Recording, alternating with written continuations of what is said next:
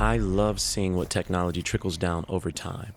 A few years ago, features like QLED panels, gaming dashboards, and AI picture processing were only showing up in very expensive televisions. Now we're seeing those same features show up in TVs like this one.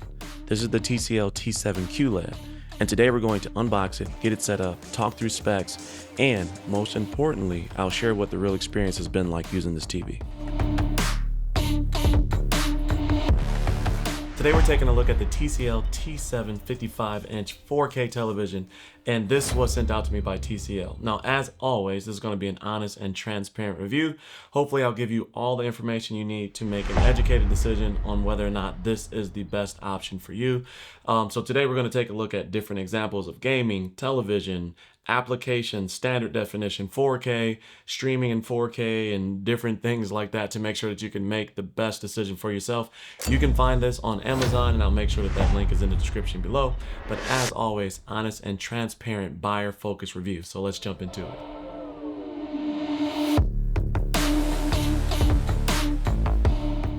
Unboxing the TCL T755 is super simple.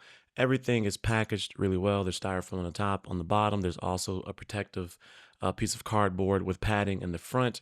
Everything you need is inside of the box. So you get your remote, you get your screws for mounting and putting the feet on, your power cable, as well as the feet yourself. And this little document here, it's not actually a user guide, it's actually an advertisement. And on the styrofoam, there's an arrow to tell you which direction is the screen facing, which is good because when you're getting ready to unpack this, you can't release it at the bottom of the box. You have to pull the TV through the top. I always say you should probably have two people for doing this. That way you make sure you don't damage the screen, but it's super lightweight, and so it's no problem for me. I usually use the inside padding or protection to sit the screen on, even if I'm putting it on the floor. That way I know that the screen is protected while I'm sitting it down to put the feet on, and or even if I'm going to put on a mounting bracket for the wall, it's also another surface that's smooth and will protect the screen. The feet have two screws at the bottom and easy to add. Okay, getting into some of the important stuff, the power cable is on the right side of the back of the TV. That means when you mount it on the wall or put it on the stand, it's going to be on your left. Now, opposite of that, the I/O, or the inputs and the outputs, is on the left side of the back of the television, which means when you mount it on the stand, it's going to be on your right. Now, at the top, you have a USB 3.0, and then you have a USB 2.0, Ethernet cable, and then you have your HDMI ports. There are 4 total, but only the top 2 are 4K 144 hertz, and then the bottom 2 are 4K 60, with the bottom 4th one being your eARC. Then at the very bottom, you have kind of your audio out, your optical audio out, and then you have your traditional RF right above that, which is where you're going to be plugging in like your cable and things like that. Overall, this is a pretty respectable I/O port. I wish there was 4 at 4K 144, but 2 at 4K 144 is good. So all in all, this is a good setup. Now, if you look at the bottom of your television, then you're going to have the mounts there for your feet, if you're going to put it on your feet, or if you're going to put it on the stand. And then you have your power button as well. So you can manually turn on the television with the power button right here that's at the bottom of the television.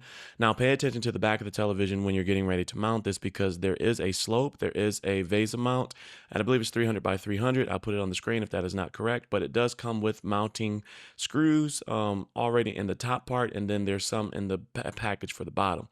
You may have to have the little bumpers for the top, depending on what type of mount bracket you're using, whether it's at the top or the bottom. For what I'm setting up, I won't need those. So let's jump into that real quick.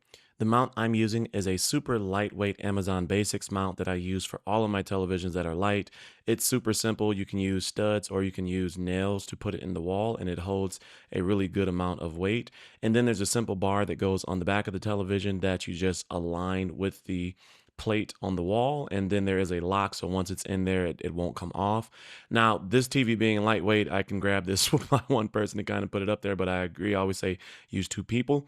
But it does lean slightly, and because the children sit below the TV, I'm going to leave it like this. But in the kit, there are bumpers that come along with it in case you need to put at the bottom of the television to make it even.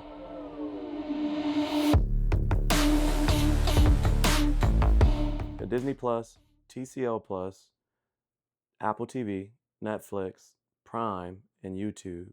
So you got all the buttons you need.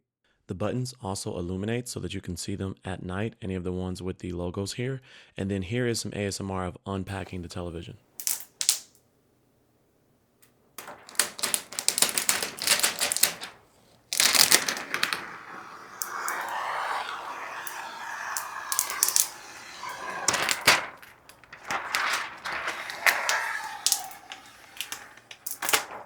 go. Let's get into the nuts and the bolts of the setup.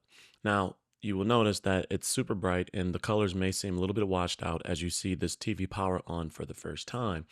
I did record this at the very early part of the morning on purpose as the light is coming through the window at this time frame.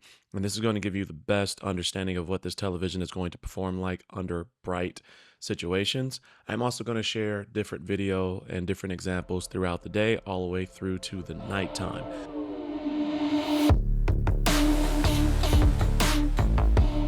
Let's talk about what's underneath the hood here. Let's look at the specs. The TCL T7 series 55-inch is a 4K QLED television. This means it uses quantum dot technology to produce richer color and higher brightness compared to a standard LED panel. This supports Dolby Vision, HDR10 Plus, HDR10, and HLG, so you're getting solid HDR compatibility across most streaming platforms.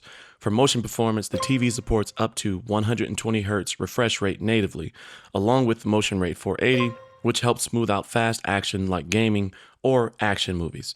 TCL is also using their AI PQ Pro processor, which analyzes the image in real time and adjusts contrast, color, and clarity depending on the content you're watching. From a gaming standpoint, you also get Game Accelerator 240 and TCL's Game Bar, which gives you quick access to gaming settings like refresh rate, picture modes, and performance adjustments. And since this is running Google TV, you have access to the Google Play app ecosystem, along with built-in streaming services and free content options like TCL Plus TV and Google Live TV.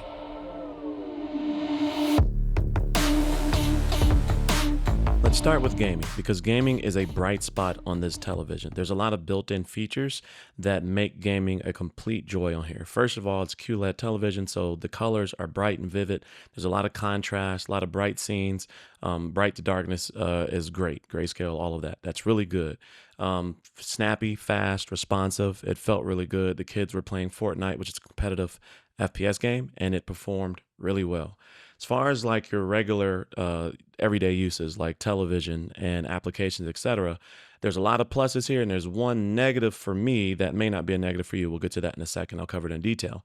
But as far as standard definition, it does a really great job of upscaling regular television, whether it's on the live Google Live TV or the TCL Plus streaming service that's built into the television.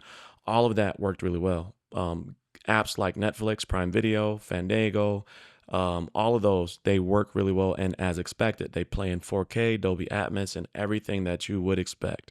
I've enjoyed using this television. I watch it across multiple times of the day, and it looks good in all of those, including a very bright room. So let's get into what may be alarming. The only drawback that I've found with this television so far is sports streaming, which is super weird because it didn't matter if it was Hulu, didn't matter if it was Prime TV, didn't matter if it was Peacock or ESPN app, whatever. To me, it just, the sports did not look good. That doesn't mean that they look bad. I am a pixel peeper, so this is a bias here. I'm a pixel peeper, so when something doesn't look good, I automatically like, I kind of, it's like a dissonance to me, right? And so what I noticed is across all of the different applications, everything played well. Dolby, it played in Dolby, it played in 4K, it played exactly the way it was supposed to play. But for whatever reason, when I was watching basketball, when I switched over to hockey and watched other clips, none of the sports seems to stream in 720p is kind of what it feels like, just not in 1080p. It just wasn't crystal clear for me. So you let me know in the comment section below, if that's a deal breaker for you. Look at these clips and let me know if you feel the same way. But when I went from watching movies in Dolby and Dolby Atmos and 4K and all of that to then go to the sports streaming and it just not look good, that didn't make sense for me. Specifically because it did a really good job of upscaling certain older content on the free live TV applications, the TCL Plus and the Google Plus or whatever. So when I was watching those things, it upscaled it really well. So the sports just didn't feel right for me, right? And I don't know. You let me know your thoughts, but that's the only thing that I've really seen with this television. It's not necessarily a deal breaker. It just, for me, it wouldn't be my main television in the living room or the sports, den or any of that. Definitely completely fine where it's at in the house right now because they'll never watch any sports. on that television. So it's going to be mostly gaming and YouTube and Netflix on that television. So completely fine in that regard, but you let me know your thoughts on that.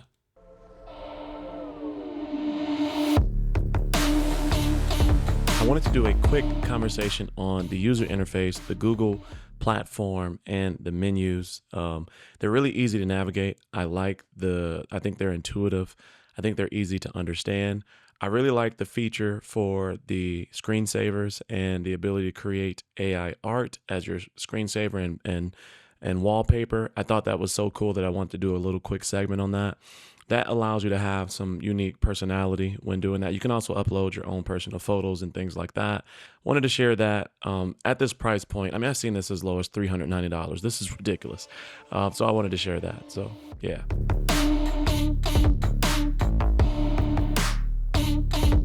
After spending some considerable time with the television across multiple, like I watched it in the morning time, I watched it in the afternoon, I watched it in the evening, and then I watched it at dark and did different things at different times just to see how it performed.